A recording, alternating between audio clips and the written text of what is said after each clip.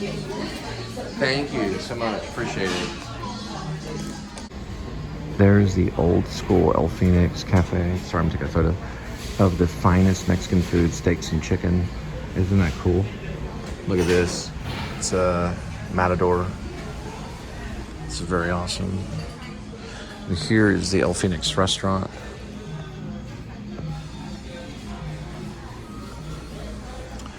And Las Manos El Marache.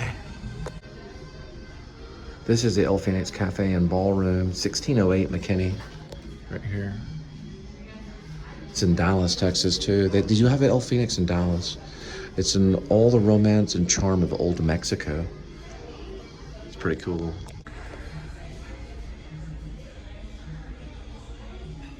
Okay. Well, that's a Matador. I'm trying to figure out. It's a dancing Mexican lady. And that's a El Matador. Oh man, it smells like beans. This is a koala bear if you have a baby. It folds out. You can change your baby on here. I've done it many times. It's really fun when you're out eating.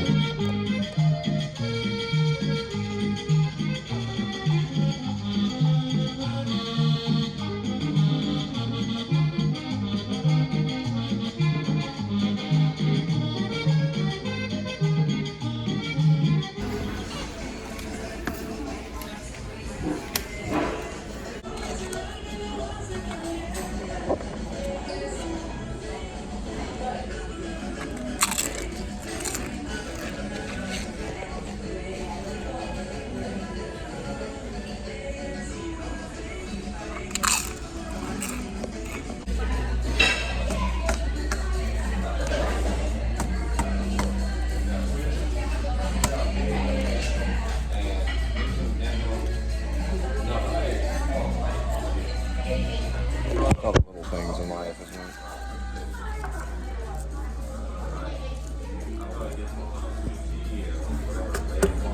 There we go.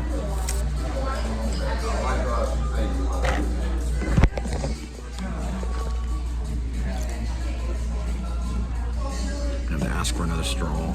Or I can do this. You ever done that before? Reminds you of something, doesn't it? You gotta turn the straw around.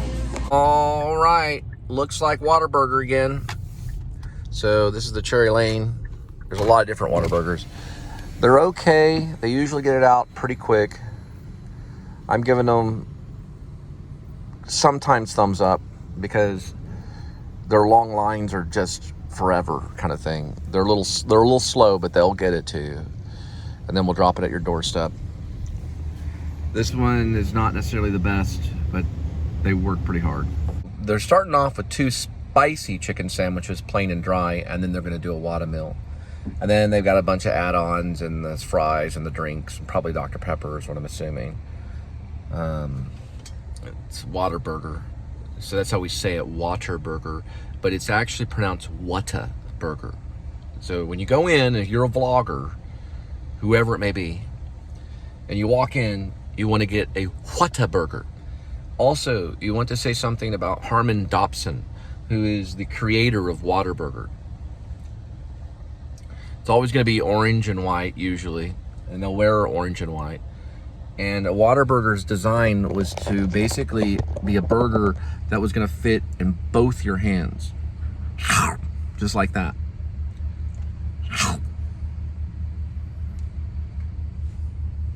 And there it goes down that way.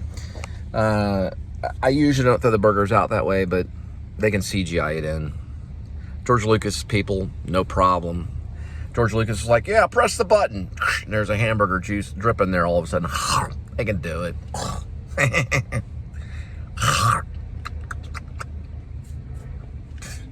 The actors don't even have to eat. That's my ghostly father figure. My dad and I didn't really have like that much fun. He did take me to Star Wars, my father did. The original. He did, I remember. He also took me to The Empire Strikes Back. Imagine watching that with your father. My father took me to that. He sat through both of them with me. My father did not take me to the Return of the Jedi, also known as Revenge of the Jedi, which should have went to David Lynch, the director. He was offered Revenge of the Jedi, and David Lynch said no, because he needs final cut. Now, it was offered to, I'll look it up in a minute. My uncle, John, took me to Revenge of the Jedi, which I saw. Uncle John did, and his wife, Carla, and we went in and watched Revenge of the Jedi, where Luke Skywalker slays his father, known as Darth Vader, Anakin Skywalker. My father set me through the good ones, the first originals, the one that's New Hope, and the one that's still Empire Strikes Back. Yeah, do y'all have cheeseburgers that fit in both your hands? I'm sorry? A cheeseburger, does it fit in both your hands? Yeah, I'd say so. Okay, because Harmon Dobson was a creator of Whataburger, and he wanted that to be that was his dream. I see. So if you have a cheeseburger that fits, I'm really here for delivery. Anyway, that was the story. So my dad took me to both Star Wars. And yeah, we had VCRs back then, but my dad would take me to the movie theater. Now, we had money. Now, we didn't at first. When I was very, very little, we had a cat. I think the cat was named Tony, and we had a pony named Tony too. My sister would know. She would know the names. But the pony was Tony, and we would ride on the pony. And then the first cat that I'd ever really seen was called Tony, and he died underneath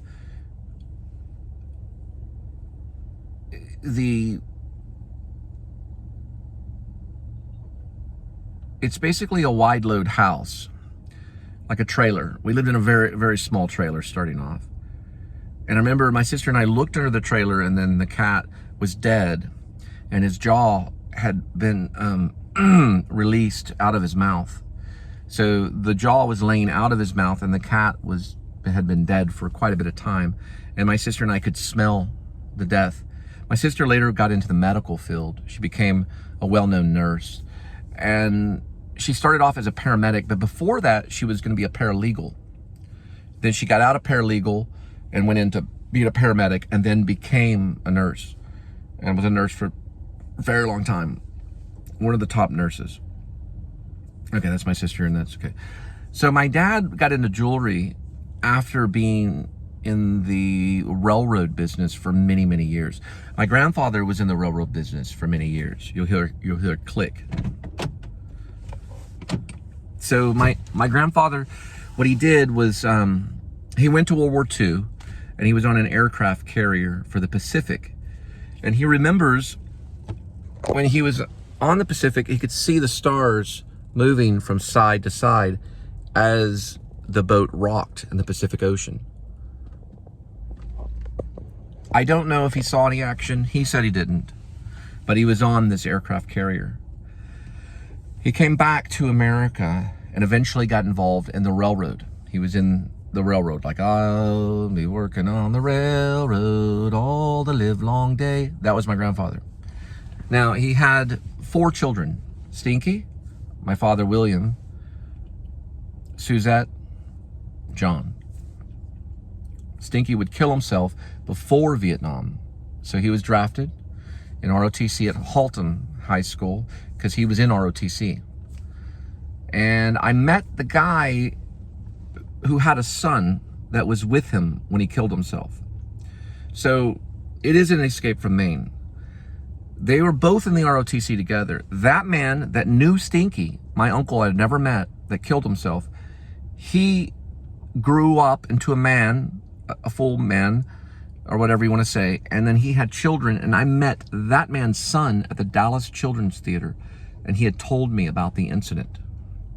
That Stinky had the .22 rifle, what the ROTC had, and he looked at his friend in the bunker and said, what would happen if I put the if I put the 22 to my head and pulled the trigger?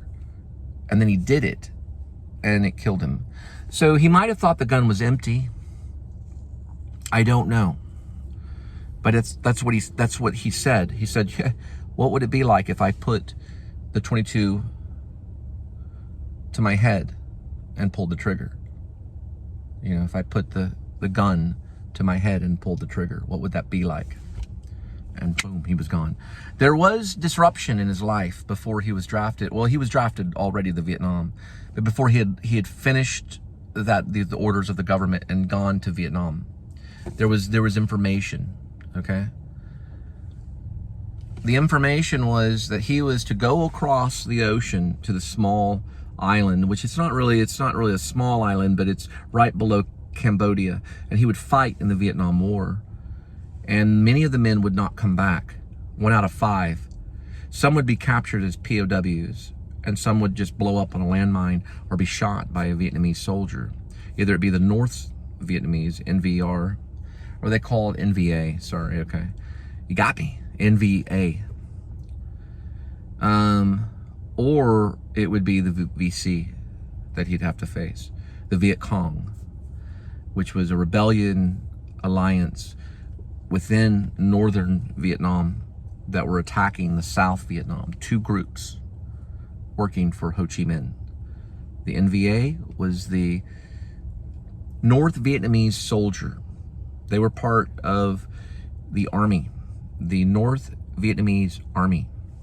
They were regulars and regulated by an army. The VC were Viet Cong. They were rebels. He would have to face these people.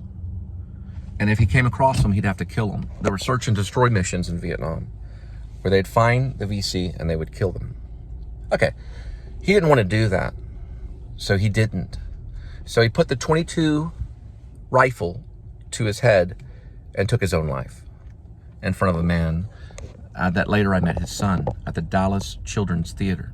Now, the blame of that we don't know, but he was called Stinky because he had a problem, and I don't know exactly what it was, but they made him take fish oil. You'll hear it click. And the fish oil made him kind of smell. So eventually what ended up happening is Mimar, which is my grandmother who's passed away, called Stinky's fiance and said, listen, Stinky is going into the military. He is in ROTC, or what they say, ROTC. And he is going to venture through this life and most likely go to college. And he is going to be a developed man, and then he's going to be ready for marriage. So his fiance left Stinky. That was going on too during the suicide.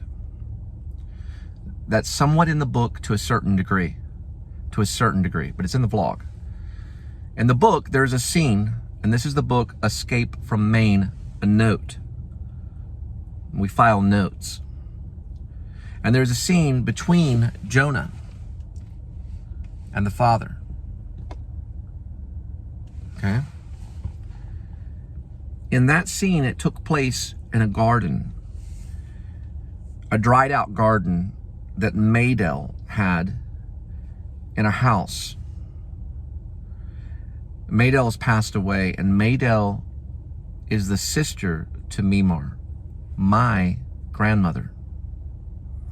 So Maydell was the sister, and she lived in this house in Haltom for many years until she finally became so sick, she became almost like a vegetable, as they say. I know that's a bad thing to say, but she was no longer really here, and they were just feeding her to stay, so she would stay alive.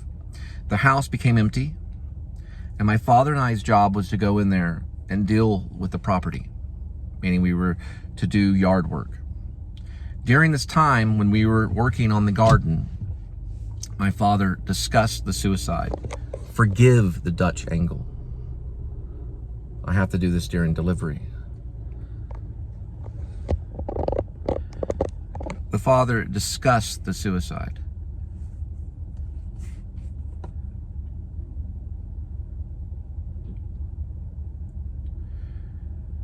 And said to me, because of how the Catholic Church look at it. He said, Stinky is not in hell. It was a sickness that killed him. I guess you could call it depression. The Vietnam era, they talk a lot about depression, especially in any conversation. This person's depressed. That person is depressed. That person has this problem.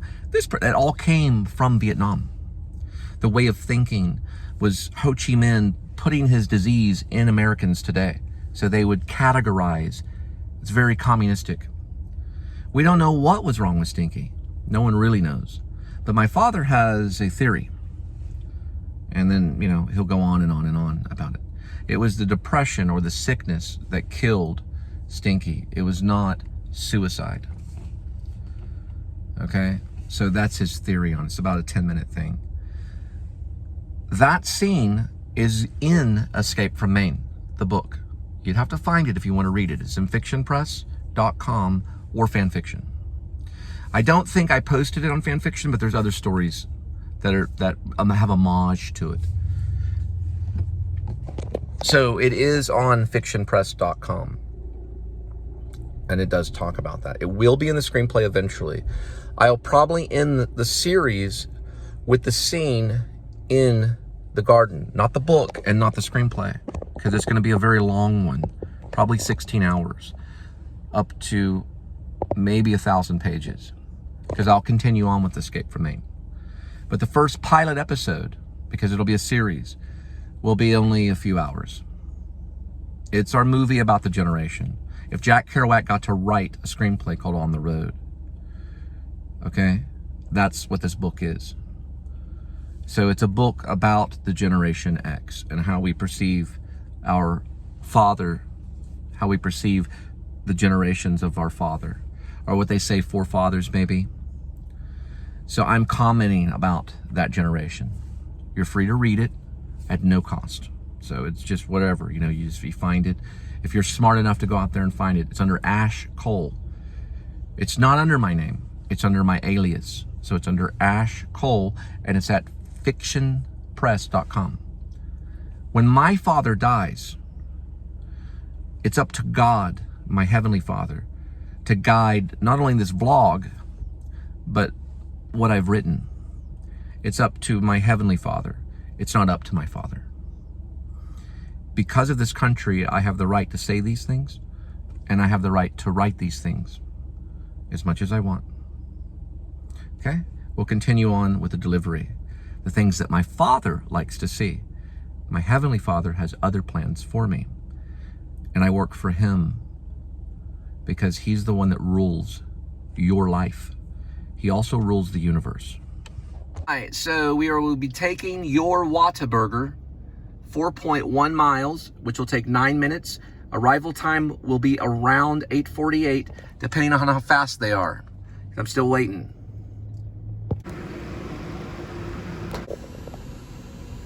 I want all those people, all those Florida vloggers to know that I have 3 children. Not just one, I have 3. Tracker, Tim Tracker, he has 2. I have 3 children.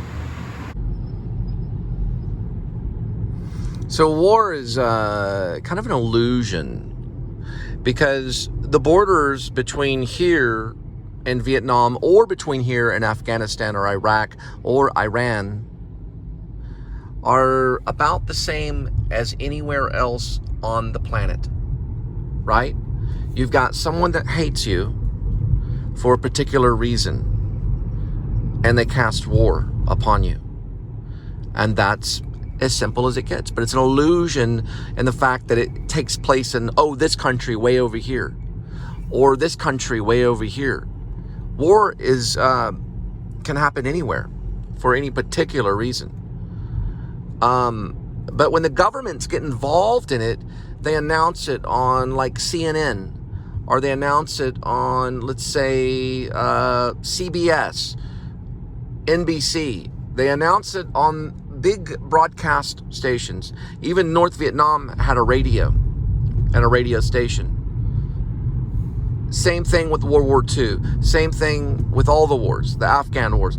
They're televised, and it's announced that this is really a war. It's really going on. No. If you go back to John Bunyan, who wrote Pilgrim's Progress, he talked about the war. The war's been going on since the devil decided to fall from heaven. The war started in heaven and has been going on ever since in disguises. The war is disguised because there is a spiritual war, but they probably say the same thing about the Vietnam War, the same thing about the Afghan War and the 40-year war, whatever name you want to use, because history will change over time. The names of war will change. We have World War II. We can go all the way back to the Civil War. We have World War I and World War II. We have the Korean War. We have the Vietnam War. And then we have what's known as the 40-year war, or what they call the Long War. And we withdrew the troops. Bring the boys back home? Not necessarily, because the illusion is still out there of war. Just because we send 500,000 men to a certain country, which we've probably never sent that many. World War II, we only sent like 125,000. That is debatable on the exact Americans that died in World War II. It's debatable. We don't know the exact amount of how many soldiers, because some soldiers went over there pretending like they were on vacation and became soldiers. It's true, look it up. So we don't know the exact numbers. We like to say that we do. We don't know. In the Afghan War, we probably know a little bit more because of computers, which is also the 40-year war. We know a little bit more because people were registered on computers to go over and fight. They also checked in on computers from here on gaming sites. I've talked to soldiers that were over in the desert in Afghan or Iran or the Sunni Triangle. They were playing Call of Duty or they were playing SOCOM. They're set up in a little makeshift compound playing video games. It's true, they were. So that war is still going on because the devil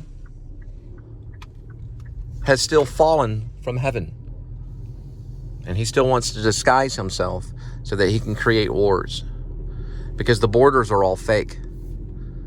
It's all illusion when it comes to borders. The war will continue just like sickness will continue, but it'll disguise itself. It'll disguise itself into something else. There is a rebel alliance in our country. It's hidden, and the media has bastardized it. It's in our Constitution. It's called a militia. This right here is an apartment complex. Sagamore Apartments. But there will always be that because the Messiah has not returned to claim peace. But there'll be a moment of peace. There'll be a time of peace. So don't fret. But it doesn't mean that everything is resolved just because there's peace. It doesn't mean everything will be resolved. There will be a time where things will get chaotic again. Beware.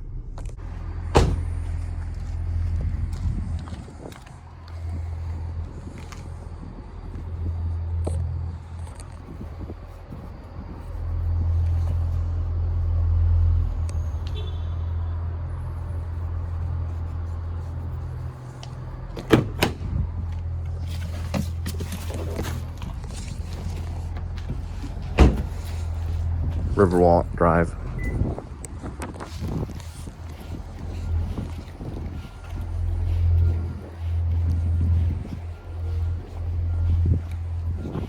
That's 6 and not 7. All right, well, it says 7 on the outside.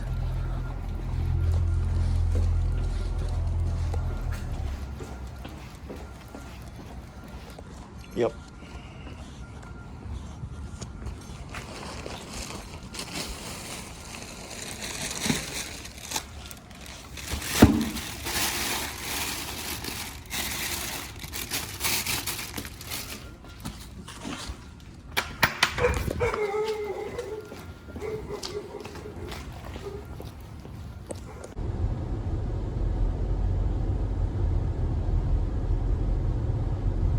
So I go back and I do listen to my speech The VC were rebels. The Viet Cong were rebels. That means they rebelled against all of it. Now, they helped the NVA, the North Vietnamese Army, because they didn't like the Americans at all and chose to kill them one by one, over and over. Remember, only 1 out of 5 American soldiers would make it back. That means 1 of the 5 would die.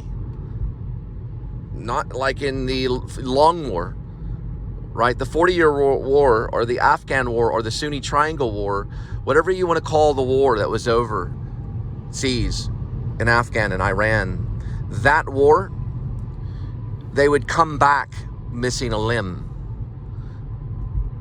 The Vietnam War, they didn't make it back always. There were soldiers that did lose limbs, but not as many as the 40-year war. Many cases, they would try to helicopter the men, the American soldiers that were lost in Vietnam. They would try to helicopter them back to a airfield or to a MASH, right, a medical hospital. They would try to get them back, but they failed many times because it was hard to find the soldier, and they didn't have GPS and things like that. They couldn't find them quick enough. In the Afghan war, they could get them back quicker, but they would be missing a limb. And a lot of times, if they did die, they would just vanish, because the IED, which is basically an improv explosive device. It's improv to explode, and it's a device. It's basically like a makeshift bomb that was usually very, very, very, very, very, very powerful. It could blow this truck up, that car over there, that sign would be disintegrated, that would be disintegrated, and parts of the mall would be on fire. They would disintegrate them, and they would be no more. It was in a movie called Hurt Locker by Catherine Bigelow, one of our greatest film directors that worked with Schnabel. Schnabel worked with a guy named Andy Warhol. Schnabel was a painter, and he helped Catherine Bigelow become a filmmaker. Okay? He told her, go off and be a filmmaker. And she did. And she created and pretty much made Hurt Locker on her own. Well, she had a group, but she made sure as a director that Hurt Locker became the film that it was with Jeremy Renner. And then she also made sure that Zero Dark 30 was properly told in a proper way, or in a way of her distinguished discrepancy, so that people would understand what it was like when Osama bin Laden was gunned down before his children. Okay? We don't even know if Osama bin Laden was really the only person that was behind September 11th of 2001. But regardless, Catherine Bigelow took on the project and made sure Zero Dark 30 happened as a movie and was created with whoever. Okay? There's so many names. The list of names go on, thousands and thousands and thousands. It was a redheaded actress. We all know who she is. She was in Molly's Game. Okay? But Hurt Locker was created. Jeremy Renner was part of it. And she explains how powerful these IED devices are. I think it's called improvised explosive device. I'll have to look it up tonight. There may be another name for it. It may basically in the ultimate term, okay, it means a bomb. They created bombs and they blew up these American soldiers in Afghan. The Vietnam soldier would be shot and maybe lose a limb, and then sometimes survive it, but in most cases, they didn't get them to the hospitals quick enough. They bled out. They died of disease. They couldn't save them all. Okay? Just like this war, they were more successful in making sure that soldiers got back home. Okay? Even some of the POWs. Love you. I love you.